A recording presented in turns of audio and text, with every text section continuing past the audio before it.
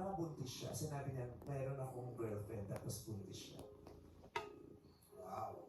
Hindi naman sa pagano, pero oo, pasalupin. Oo, ikaw kukunin mo pa ba yun? Sabihin na, sasabihin mo na agad yun. Hindi na.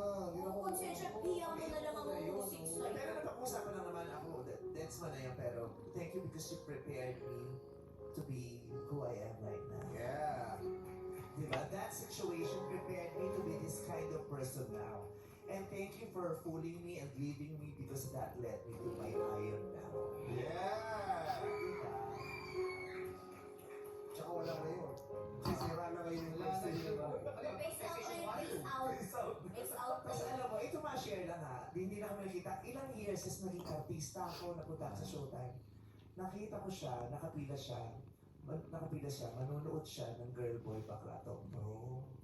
Nag-theater tour kami sa Gateway.